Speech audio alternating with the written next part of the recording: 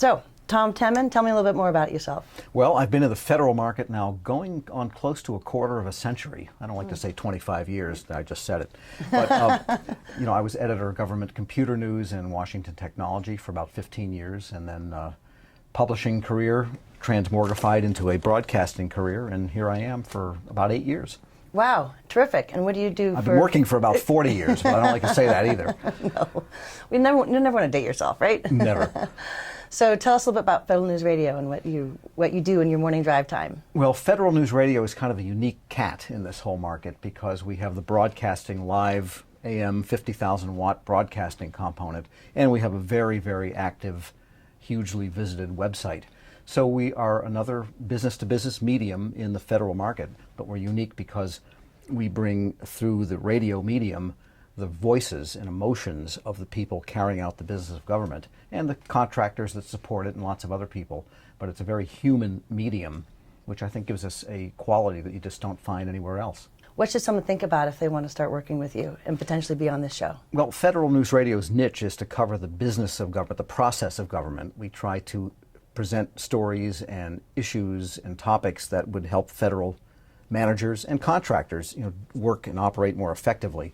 And so the Federal Drive, we try to take a news-driven approach. The guests that we have on, whether it's from the contractor side or the government side or the analyst side, we have think tanks and so forth, a variety of guests.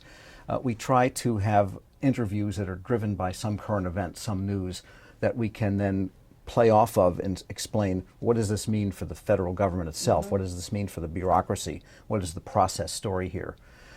Just to give an example from today's show, there was some news, some of it in the general media, some of it in the very specialized medical media, about how the Centers for Medicare and Medicaid Services saved $384 million using a new way of incentivizing healthcare providers under an experimental program. Right. Yep. Well, that you got the top line, in the general press. My question is, what went on inside CMS? What could other program managers, people throughout the government, learn from the lesson they did? So we had the person in charge of that program on today, that particular experiment, and he explained what they did, how they changed it, and how they measured the savings. And it was an independent actuarial measurement. It wasn't just the government, crowing that they saved money. There was a good, as he put it, scientific basis for claiming those savings. So that's typical of the kind of story we do. And do you develop the stories and what you want to cover, or do you get a bunch of people calling you saying you need to talk about me? Well, we do get people saying, let's talk about me, but we, obviously reject most of those. But not all the time. Sometimes something coming in from the outside can key a story. We get suggestions from the government. We say, hey, you really ought to cover this. Or sometimes there's a manifest event that, there's might be worth something covering. And sometimes a vendor has done something that if they can demonstrate there's a federal effect, a customer, a program, a sale that resulted in something that the government is doing, we will occasionally have them on also.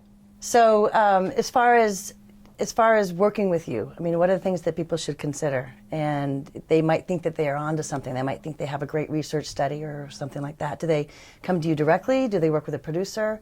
What are the logistics in that? Well, they can go to producer. We have a producer, Shefali Kapadia. Lauren Larson here works on our show. Matt Wingfield works on our show. We have a great web editor, Julia Ziegler, and her whole staff. So, the stories come in from all over. I get a lot of, tips and ideas for stories. They can be called in. Most people contact us by email.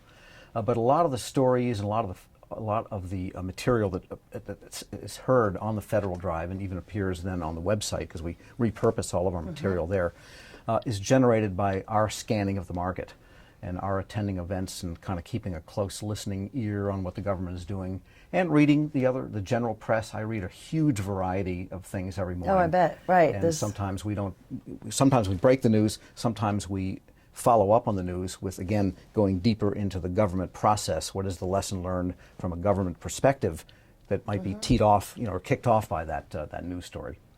So tell me a little bit about the day in the life. I have to imagine that it's not all fun and games. I know you start your day early. Sometimes you have to end it late with events.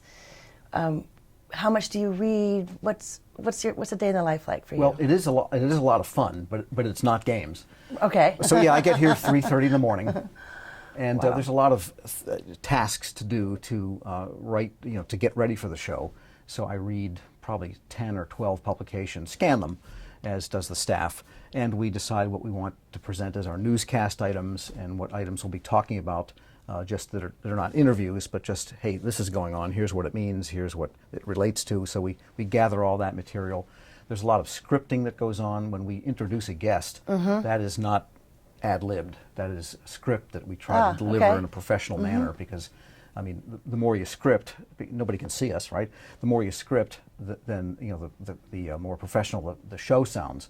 So there's a lot of touching up of the scripts, making sure they're accurate, making sure titles are accurate, making sure the script adheres to what the story is really going to be about. So a lot of show prep happens between about 3:30 and 6 when we go on, and then after the show, from about 9 to almost noon, we follow up. We do a shake. How do we do? What do we make? What was good? What was not so good today? What can we improve? And what are we going to book for tomorrow, the next day, and the next day? So we try to keep the show kind of a rolling booking machine, so that we know we have a show. Usually 3, 4, 5 days. Regardless of what happens, you're going on air. Yes, that's right. We're going to be on the air regardless of what happens. Yeah, exactly.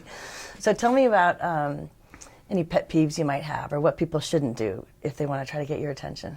Well, if it's clearly self-serving for a vendor, like we have this new product. Well, I go back a long time in business-to-business press. When it was all magazines and tabloid newspapers, and we used to have new product sections, and just to fill out pages.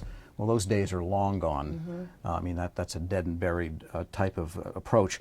And so we have this new product, we have this new offering, is not really of interest to us. I mean, that's kind of the thing you got to advertise if you want to talk about that.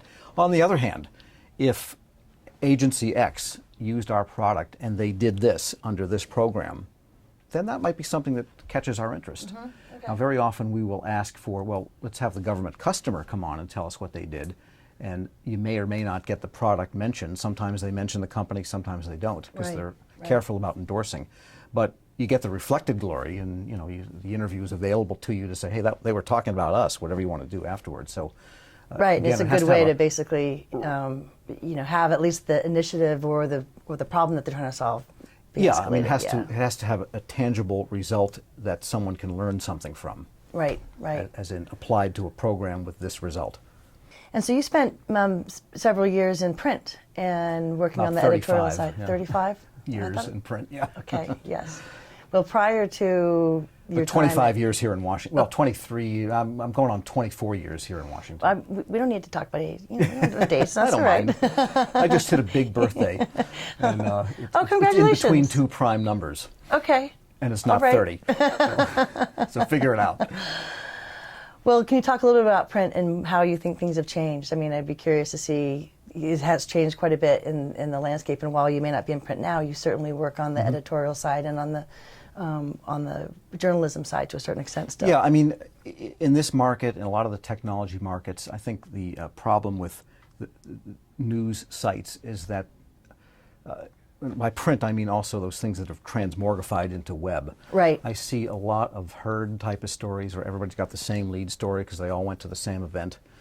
And there was a time when business-to-business publications and even websites they would fight tooth and nail not to be alike.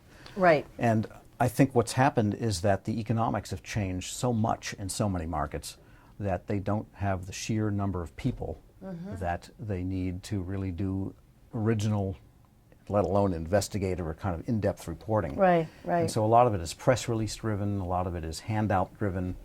And I think that's a shame, but the oxygen of journalism is money. And when all of the traditional publications replaced, a $15,000 ad page in an issue with a $100 ad on the web, eventually that numbers don't work. Right. I mean, it certainly my old publication has 2, maybe 1.5 full-time people assigned to it now. And when I joined Government Computer News, there were 26 full-time editorial staffers. And there was a digging and original reporting. It was every other week, 26 times a year. Yeah, it certainly has changed. And it's changed. I think across multiple vertical publications and such. It's not even necessarily this.